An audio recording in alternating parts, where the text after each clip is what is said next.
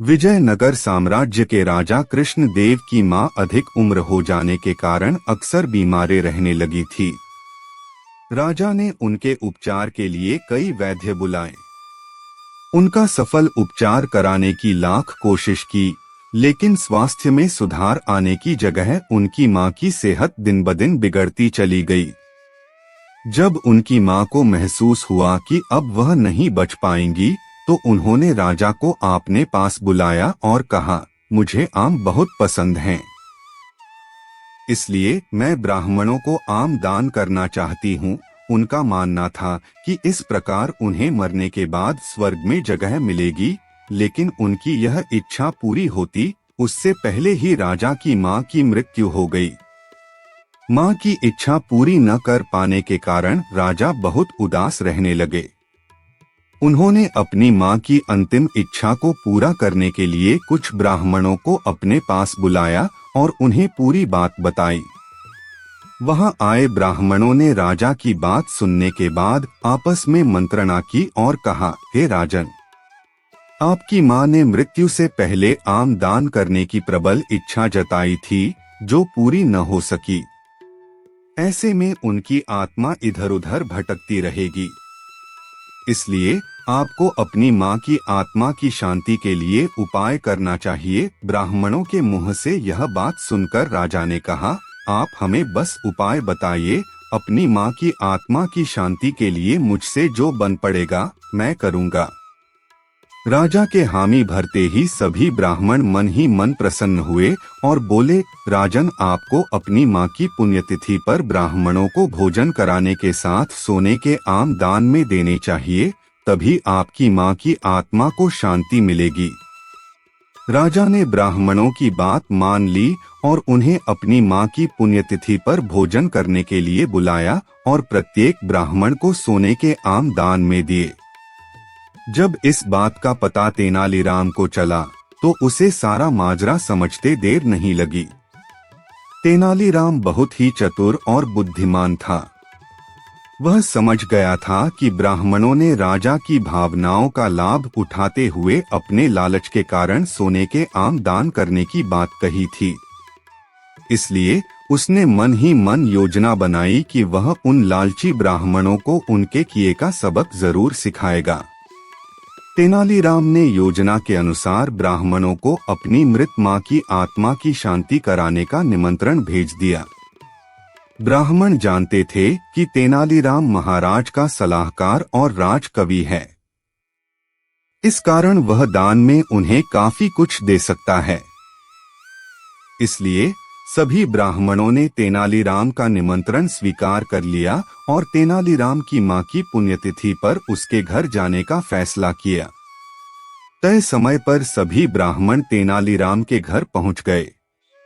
तेनालीराम ने सभी ब्राह्मणों को बड़े ही आदर और सत्कार के साथ घर में बिठाया और स्वादिष्ट भोजन कराया। जब सभी ब्राह्मण भोजन कर चुके, तो तेनालीराम ने अपने घर के नौकर से लोहे की गर्म सलाखें लाने को कहा। गर्म सलाखों का नाम सुनते ही सभी ब्राह्मण आश्चर्य में बोले, तेनाली, लोहे की गर्म सलाखें किस लिए? उनका क्या करोगे? तेनालीराम ने मुस्कुराते हुए जवाब दिया, जब मेरी मां बीमारी थी, उनके शरीर पर फोड़े हो गए थे। उनकी आखिरी इच्छा थी कि मैं उनके फोड़ों की गर्म सलाखों से सिकाई करूं, ताकि उनका दर्द कम हो जाता, लेकिन मैं ऐसा कर नहीं सका और उनकी मृत्यु हो गई। यही उनकी आखिरी इच्छा थी, तो अब मैं आप सभी को गर्म सलाखों से दागूंगा, जिससे मेरी मां की आत्मा को शांति मिल जाएगी। तेनालीराम की इन बातों को सुनकर सभी ब्राह्मण थर-थर कांपने लगे। वे बोले, अरे तेनालीराम, हमें दागने से तेरी मां के आत्मा को शांति कैसे मिल सकती है? इस पर तेनाली ने जवाब में कहा, जब आपको दान में सोने के आम देने से महाराज की मां की आत्मा को शांति मिल सकती है, तो फिर आपको गर्म लोहे की सलाखों दागने पर मेरी मां की आत्मा को शांति क्यों नहीं मिल सकती? अब सभी ब्राह्मणों को समझ आ गया था कि तेनालीराम क्या कहना चाह रहा है। उन्होंने अपनी गलती की माफी मांगी और सभी सोने के आम जो उन्हें राजा से दान में मिले थे, तेनालीराम को दे दिए। जब राजा को इस पूरे मामले का पता चला तो वह तेनालीराम पर बहुत नाराज हुए। उन्होंने तेनालीराम को बुलाया और कहा, अगर तुमको सोने के आम चाहिए ही थे तो मुझसे मांग लेते। इस तरह से लालचवश ब्राह्मणों को परेशान क्यों किया? राजा की बात सुनकर तेनालीराम ने कहा, महाराज मुझे क्षमा करें, मैं बिल्कुल भी लालची नहीं हूँ। नहीं, मुझे वह सोने के आम चाहिए थे। मैं तो बस यह ब्राह्मणों की लालची प्रवृत्ति को रोकने की कोशिश कर रहा था। जब आपकी माँ की आत्मा की शांति के लिए ब्राह्मण सोने के आम ले सकते हैं, तो फिर मेरी माँ की आत्मा की शांति के लिए लोहे की गर्म सलाखें क्यों नहीं झेल सकते? राजा को भी अब तेनालीराम की बात अच्छे से समझ आ गई थी। उन्होंने सभी ब्राह्मणों को राज दरबार में बुलाया और दोबारा लालच के कारण ऐसा कोई भी काम न करने को कहा। ब्राह्मणों ने भी राजा से अपने किए की क्षमा मांगी और सदा के लिए लालच त्यागने की बात कही। कहानी से सीख। तेनालीराम और सोने के आम कहानी से यह व्यापारी मिलती है कि लालच का फल हमेशा बुरा ही होता है। सभी जानते थे लालच को महाराज भी मन में राय नहीं करने देना चाहिए। पारखी हैं। उनके अस्तबल में चुनी हुई नस्लों के उत्तम घोड़े थे। महाराज ने फारस के व्यापारी द्वारा लाए गए घोड़ों का निरीक्षण किया तो पाया कि वे घोड़े दुर्लभ नस्ल के हैं। उन्होंने व्यापारी से सभी घोड़े खरीद लिए क्योंकि वे अपनी घुड़सवारी सेना को और मजबूत व सुसज्जित करना चाहते थे। जब घोड़ों का व्यापारी चला गया तो महाराज ने अपनी घुड़सवार सेना के चुने हुए सैनिकों को बुलाया और एक एक घोड़ा देते हुए उसकी अच्छी तरह देखभाल और उसे भली भांति प्रशिक्षित करने को कहा। साथ ही यह भी कहा कि घोड़ों के प्रशिक्षण व भोजनादि का सारा खर्च राजकोष वहन करेगा। तेनालीराम को जब पता चला तो वह भी महाराज के पास पहुंचा और एक घोड़ा अपने लिए भी मांगा। उसे भी एक घोड़ा दे दिया गया। तेनालीराम ने घोड़े को घर लाकर अस्तबल में बांध दिया, लेकिन उसे न जाने क्या सूझा कि उसने अस्तबल के सामने की ओर भी दीवार उठवा दी। अब अस्तबल की स्थिति कुछ ऐसी हो गई थी कि न तो वह घोड़ा कहीं बाहर जा सकता था और न ही कोई उस अस्तबल में प्रवेश ही कर सकता था। तेनालीराम ने अस्तबल की दीवार में एक छोटी सी खिड़की छुड़वा दी थी जहां से घोड़े को दाना पानी दिया जा सके। उसी खिड़की से तेनालीराम घोड़े को हरी घास दाना पानी देता और घोड़ा भी खिड़की से अपना मुंह बाहर निकालकर उसे मुंह में दबाता और भीतर खींच लेता। घोड़े को पानी भी इसी खिड़की द्वारा पहुंचाया जाता। करीब 1 महीने बाद महाराज ने घोड़े की सुध-बुध ली और यह जानने की कोशिश की किस प्रकार उसकी देखभाल व प्रशिक्षण का काम चल रहा है। तब सभी सैनिक अपने अपने घोड़े लेकर महाराज के सम्मुख आ पहुंचे। हृष्ट-पुष्ट व भली भांति प्रशिक्षित घोड़ों को देख महाराज बेहद प्रसन्न हुए। लेकिन तभी उन्होंने पाया कि तेनालीराम और उसका घोड़ा कहीं दिखाई नहीं दे रहे। इधर उधर निगाहें दौड़ाते महाराज ने पूछा, तेनालीराम कहाँ है? जाओ उससे कहो कि अपने घोड़े के साथ हमारे सामने जल्दी पेश हो। एक सैनिक तेनालीराम के घर की ओर दौड़ा और उसे महाराज का संदेश दिया कि जल्दी से जल्दी घोड़े को लेकर उनके सामने हाजिर हो जाए। लेकिन तेनालीराम अकेला ही चल दिया। उसे अकेला आया देख महाराज बोले, तुम्हारा घोड़ा कहाँ है? आज मैं सभी घोड़ों का मुआयना कर रहा हूँ कि उनकी कैसी देखरेख की गई है। जाओ अपना घोड़ा लेकर आओ। क्षमा करें महाराज, तेनालीराम बोला, आपने मुझे जो घोड़ा दिया वह घोड़ा गुस्सैल है और अड़ियल है। मैं तो उसे अपने साथ यहाँ लाना चाहता था, लेकिन मेरे लिए यह संभव नहीं हो पाया। कहकर तेनालीराम चुप हो गया। यदि ऐसा है तो मैं कुछ बहादुर सैनिकों को तुम्हारे साथ भेज देता हूँ, जो तुम्हारे साथ जाकर घोड़ा ले आएंगे, महाराज ने कहा। नहीं नहीं महाराज, ऐसा हरगिज न करिएगा। अब तक घोड़े की देखभाल मैंने की है और मैं ब्राह्मण हूँ, इसलिए अच्छा तो यह होगा कि आप किसी पंडित या पुरोहित को घोड़ा लाने के लिए मेरे साथ भेजें। होठों पर रहस्यमय मुस्कान लाते हुए तेनालीराम बोला। संयोगवश राज पुरोहित उस दरबार में उपस्थित था। वह राज परिवार में कुछ पूजा पाठ के कर्मकांड करवाने वहां आया था। सुब्बा शास्त्री नाम था राजपुरोहित का। क्या तुम तेनालीराम के साथ जाकर उसके अस्तबल से घोड़ा यहाँ ला सकते हो? महाराज ने उससे पूछा।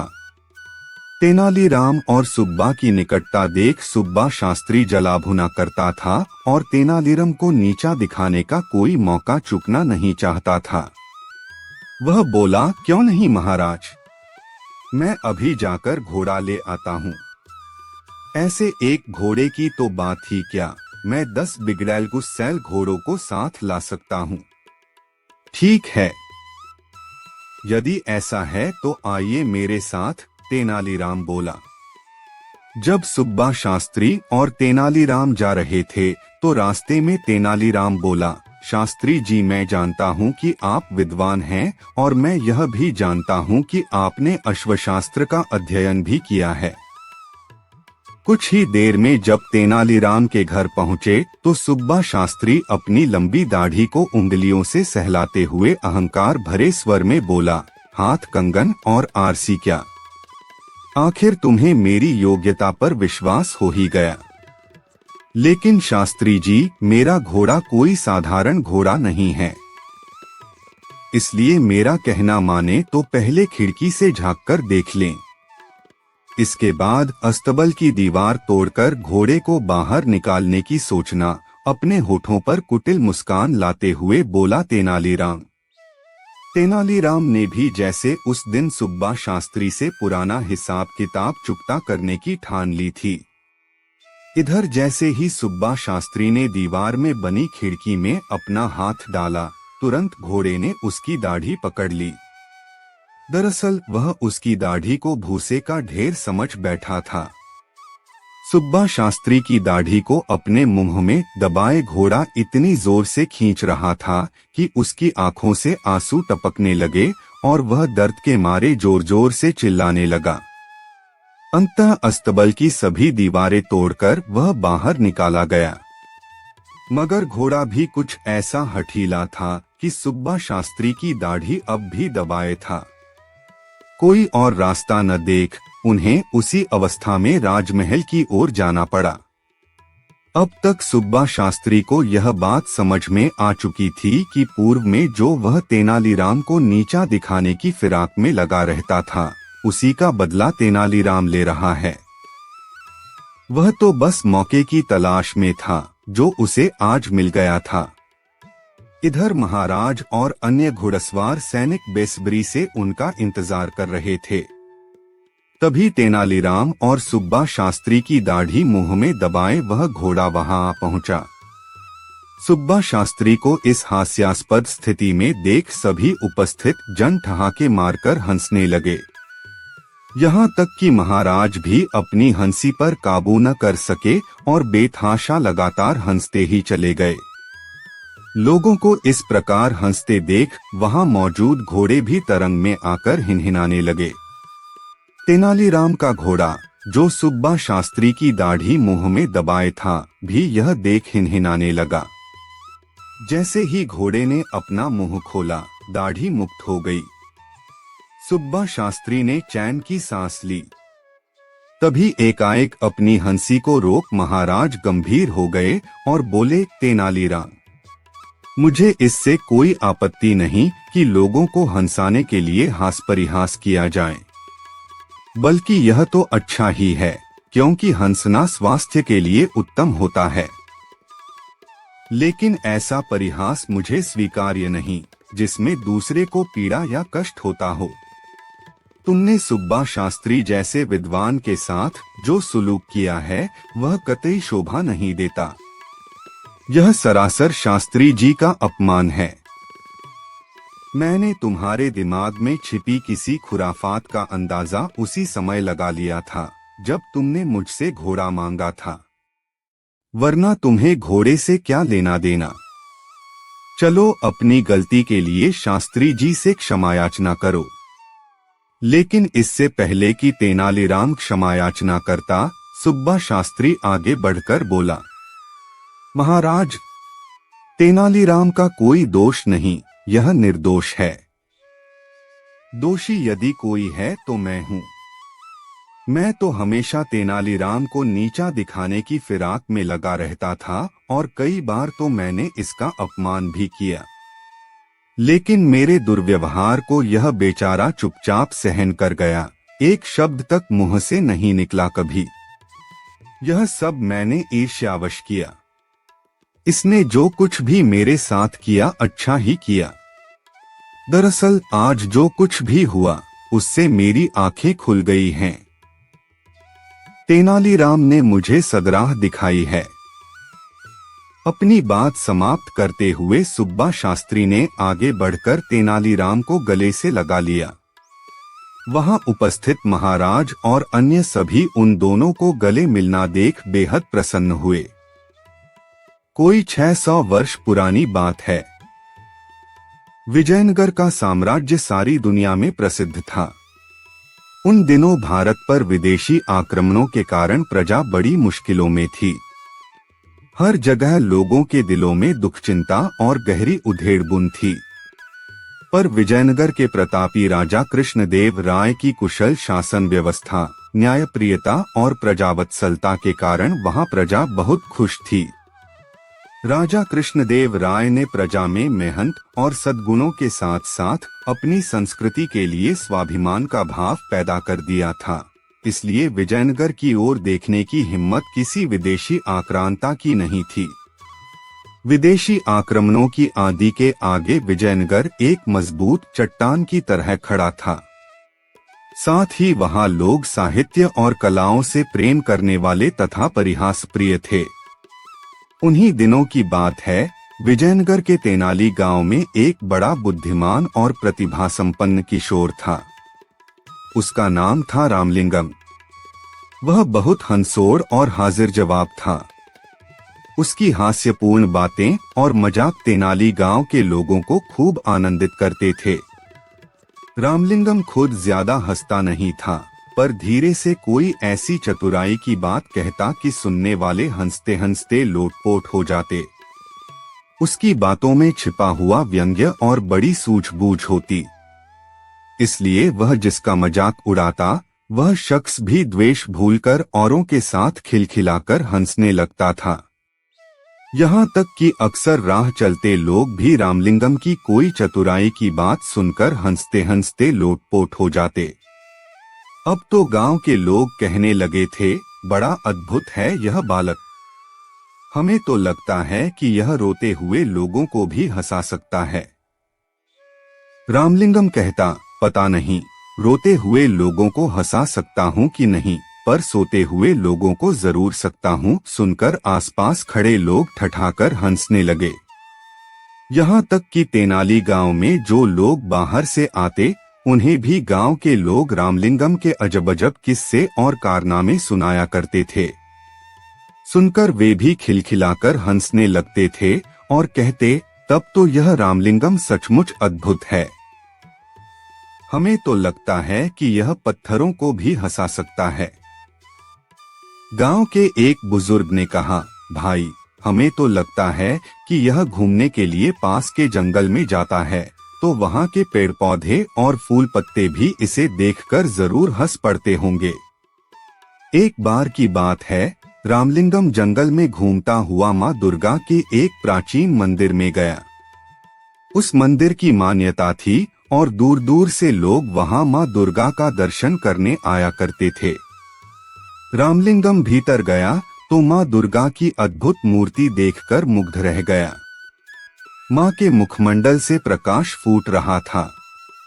रामलिंगम की मानो समाधि लग गई। फिर उसने दुर्गा माता को प्रणाम किया और चलने लगा। तभी अचानक उसके मन में एक बात अटक गई। माँ दुर्गा के 4 मुख थे, 8 भुजाएं थीं। इसी पर उसका ध्यान गया और अगले ही पल उसकी बड़े जोर से हंसी छूट गई। देखकर माँ दुर्गा को बड़ा कौतुक हुआ। वे उसी समय मूर्ति से बाहर निकलकर आईं और रामलिंगम के आगे प्रकट हो गईं। बोली, बालक तू हंसता क्यों है? रामलिंगम माँ दुर्गा को साक्षात सामने देखकर एक पल के लिए तो सहम गया, पर फिर हंसते हुए बोला, क्षमा करें माँ, एक बात याद आ गई, इसीलिए हंस रहा हूँ। कौन सी बात? बता तो भला, माँ दुर्गा ने पूछा। इस पर रामलिंगम ने हंसते हंसते जवाब दिया, माँ मेरी तो सिर्फ एक ही नाक है, पर जब जुकाम हो जाता है तो मुझे बड़ी मुसीबत आती है। आपके तो 4-4 मुख हैं और भुजाएं भी 8 हैं।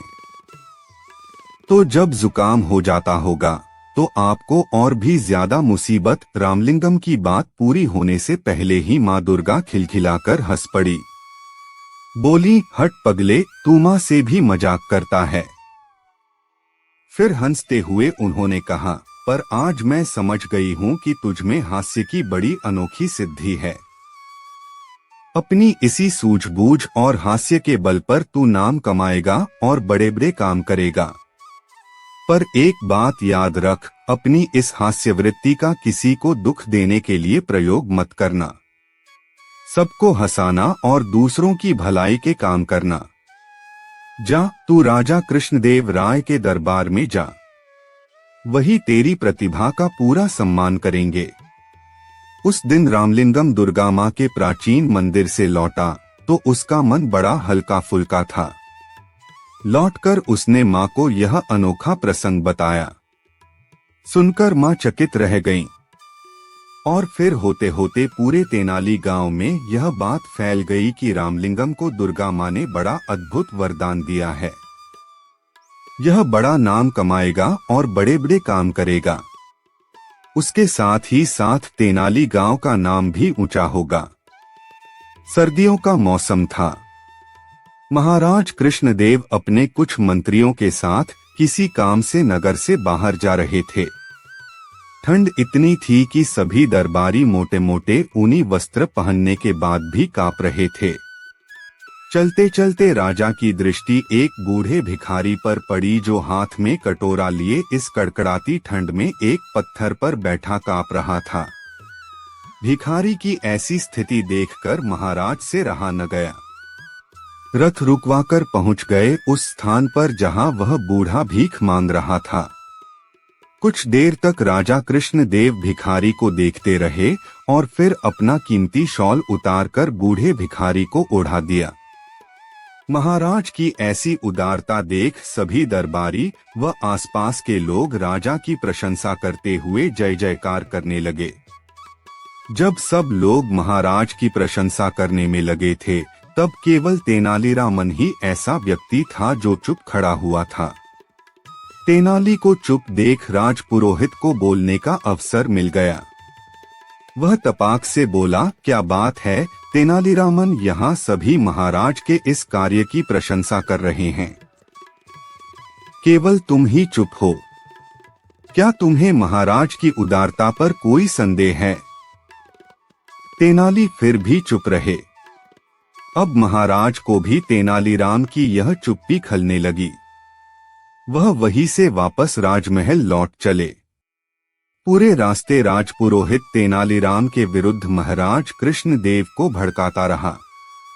अगले दिन जब दरबार लगा तो सबसे पहले दरबार में महाराज ने तेनालीराम को संबोधित करते हुए पूछा, लगता है तुम्हें स्वयं पर अधिक घमंड हो गया है। तभी कल तुम चुपचाप खड़े थे। महाराज के पूछने पर भी तेनालीराम कुछ नहीं बोले। अब तो महाराज तिलमिला उठे और तेनाली को 1 वर्ष के लिए देश निकाले की सजा दे डाली। सजा सुनाते हुए महाराज ने कहा, तुम अभी विजयनगर को छोड़कर चले जाओ और जाते समय अन्य सभी कुछ यहीं छोड़कर केवल एक वस्तु अपने साथ ले जा सकते हो। बताओ तुम क्या साथ ले जाना चाहते हो? तेनालीरामन ने मुस्कुराते हुए कहा, महाराज, आपका दिया दंड भी मेरे लिए पुरस्कार के समान है। लेकिन आपकी आज्ञा है तो मैं अपने साथ वह शॉल ले जाना चाहता हूँ जो कल आपने उस बूढ़े भिखारी को दिया था।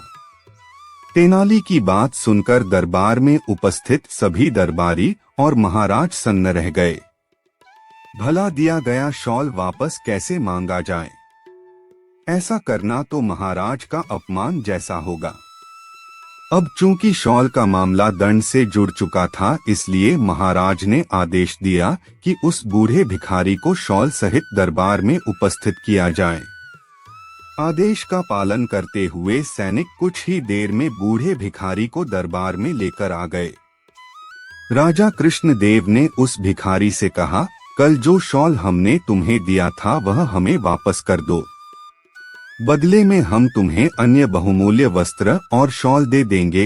राजा की बात सुनकर भिखारी घबरा गया और इधर-उधर बगले झांकने लगा। सैनिकों के जोर देकर पूछने पर उसने कहा, महाराज, वह शॉल बेचकर तो मैंने रोटी खा ली।